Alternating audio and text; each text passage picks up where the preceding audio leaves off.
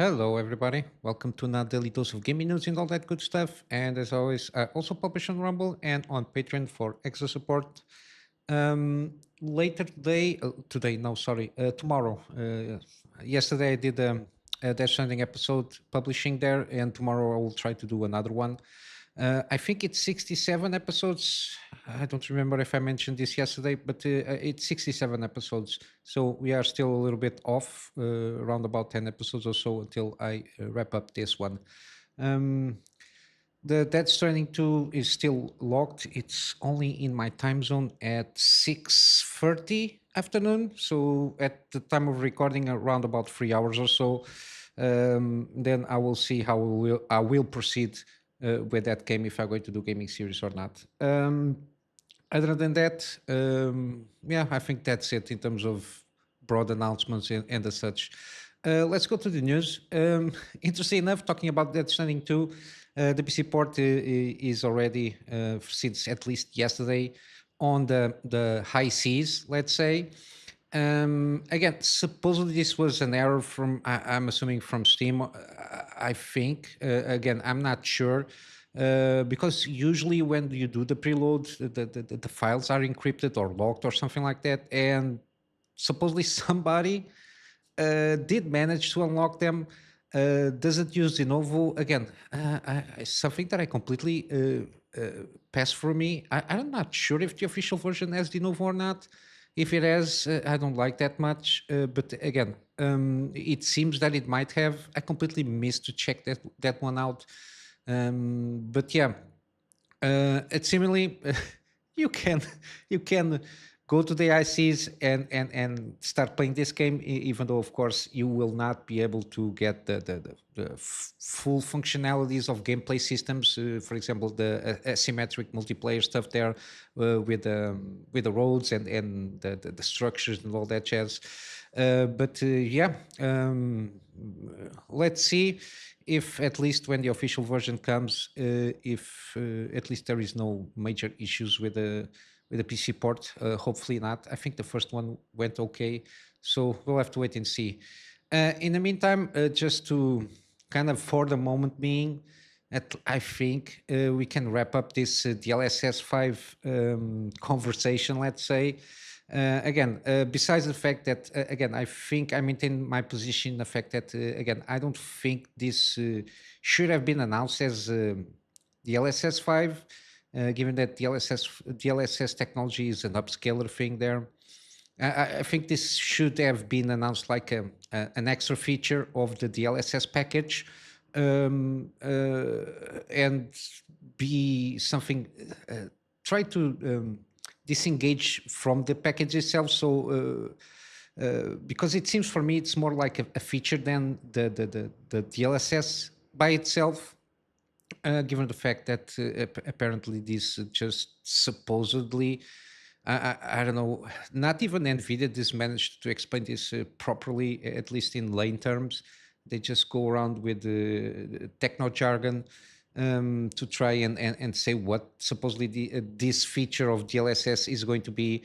But yeah, and the fact that the replies from the backlash, because again, the final result and the perceived, at least the perceived visual if transformation that occurs is that is basically Instagram filter. Basically, everything looks the same. Again, the fact that it seems that it's AI, or they call it generative AI, which is not. This is basically LLMs working, and LLMs by itself, they usually try to average out everything in terms of the data points. So it's kind of a consensus to reach an average, so we can try to satisfy the most out of the problem that is trying to resolve through the data points that are offered to that LLM. That's why during the presentation, everything looks the same, trying to reach a more realistic approach in terms of what a person can perceive. Again, I think this is the fact that also some game developers came out saying everybody's wrong, nobody understands, you're just dumb, you're just dumb, you don't know what you're talking about. Again, there is at least two I think it's yeah, from Gamers Nexus and from Legendary Drops that cover a little bit more in depth this thing with the LSS 5 stuff there. And to a certain degree, I can agree with Steve. Independent of the technology explanations that you can give, the fact that the final result of the process is that people perceive it in a certain way. It's more it has more weight than the techno jargon they're trying to put out to the persons. And again, another thing that people tend to forget: we are the consumers. Supposedly, we are the consumers. We are paying for a product, and if we are already telling them that we are not liking what we are seeing, independent if people are anti-AI. Again, my position is that not AI, because it is not AI, this is LLM. This is machine learning at this moment in time, where we are at the moment.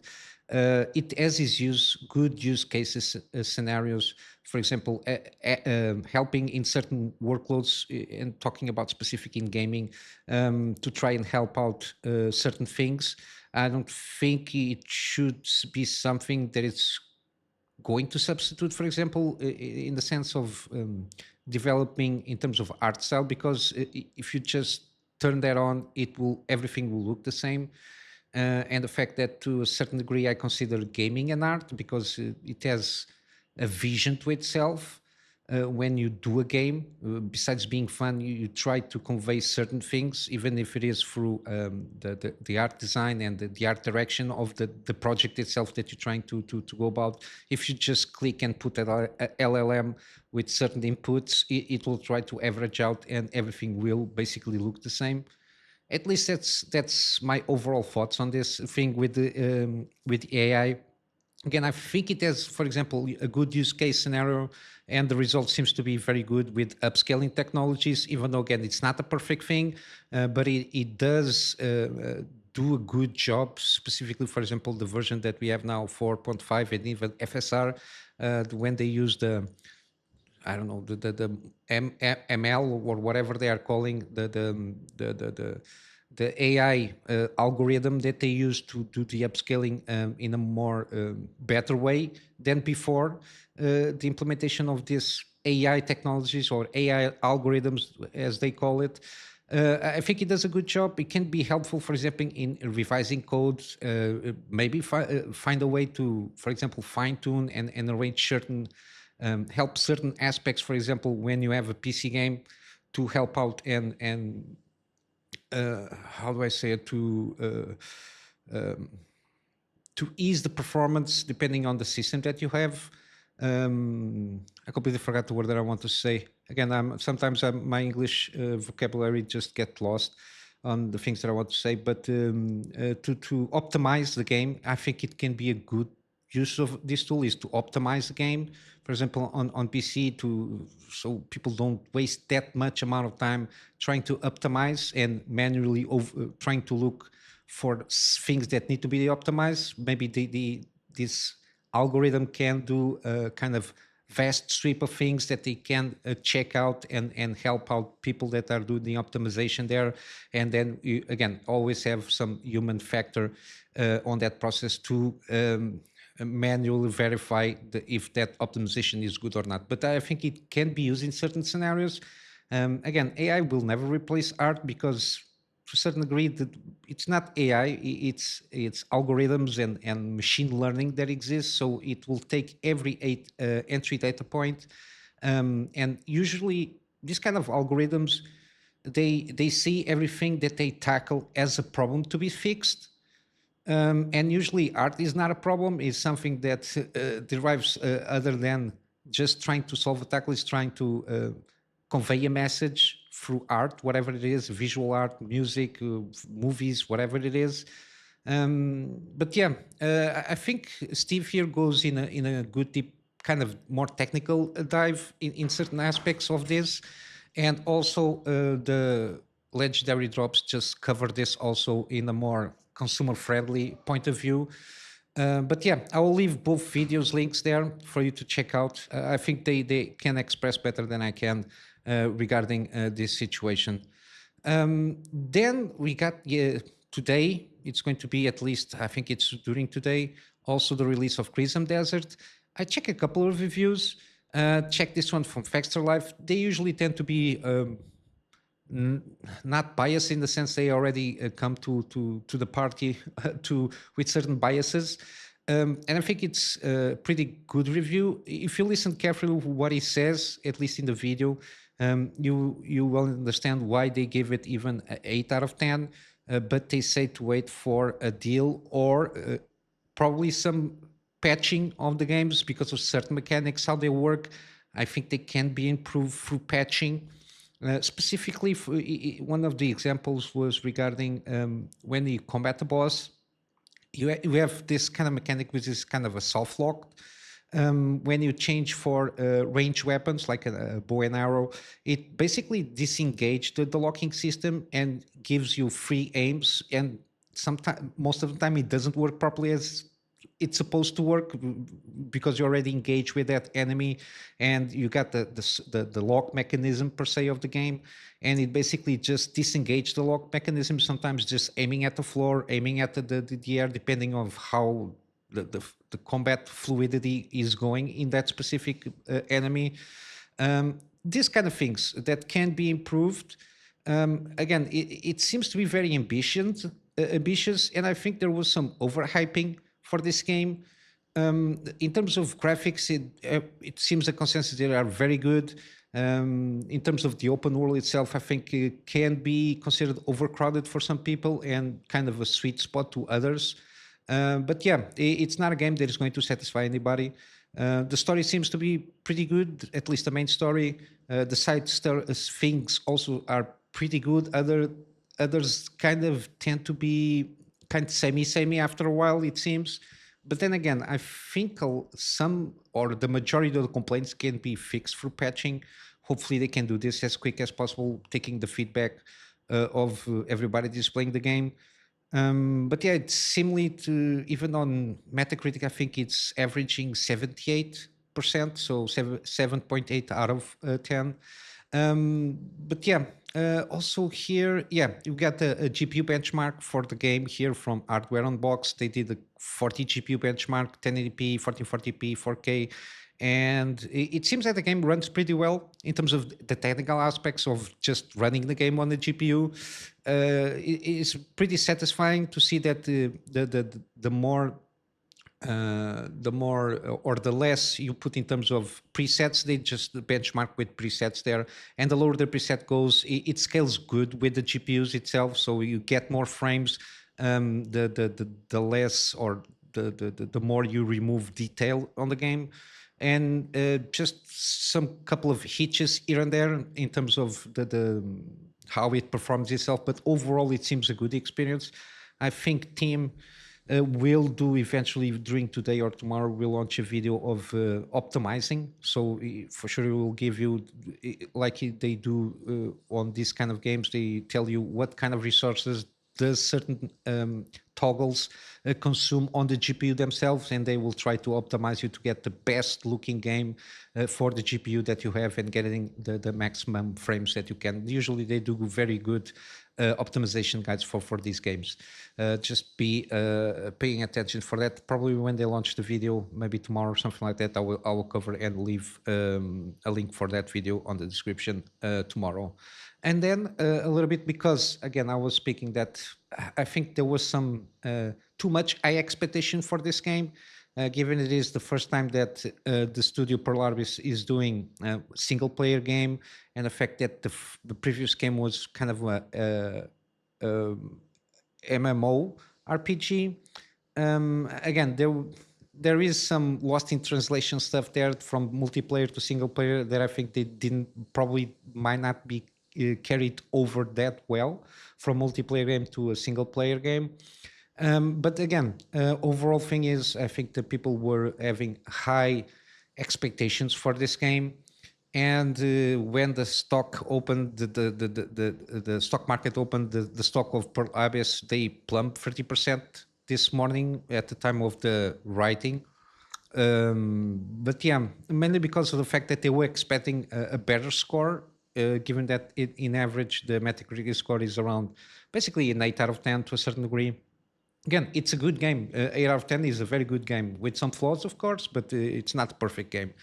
Again, the fact that it's one of the things when you have a company that need to satisfy investors, when investors put their expectations in the wrong place, let's say, usually stock prices of that company usually tend to crater a little bit on the initial phase of things. But I think the game will have a good support, at least at the sense that I got.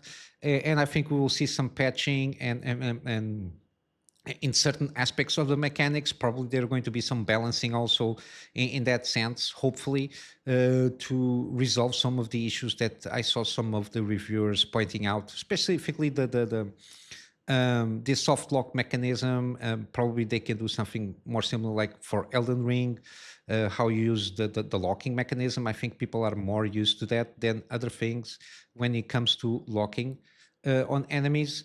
Even though they try to, I don't know, kind of reinvent a little bit the wheel there. And yeah, from Crimson Desert, I think that's what I wanted to talk about. Again, eventually I will buy this game because I'm very curious to see how at least this game runs, and it seems like a fun game overall.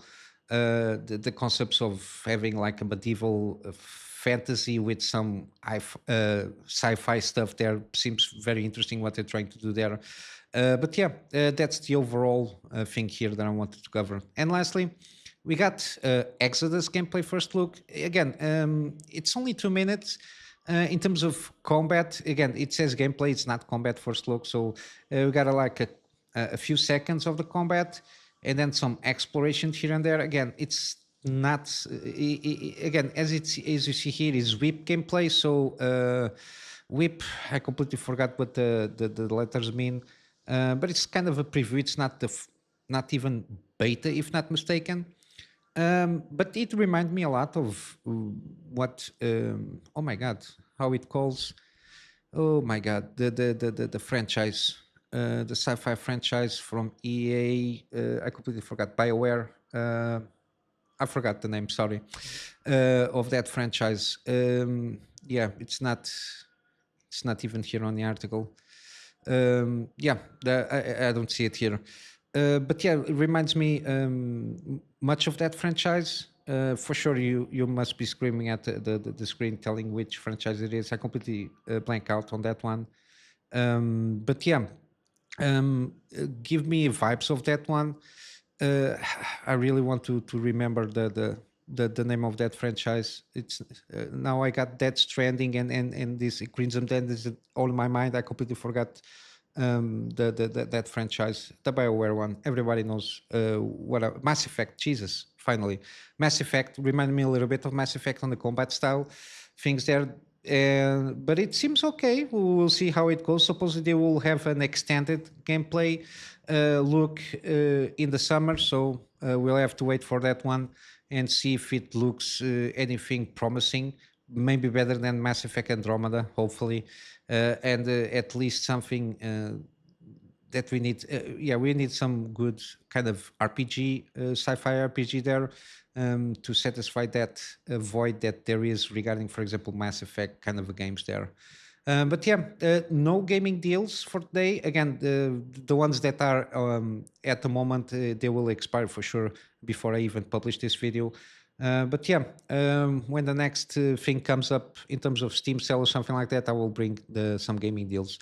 I'm just going to wrap up here with some plug on my Patreon here for extra support. Again, I don't do, at least I'm not planning anything exclusive for Patreon, just some little extra help to help out on this hobby of mine. But yeah, other than that, I will see you in the next one. And until then, Kunamy Master out.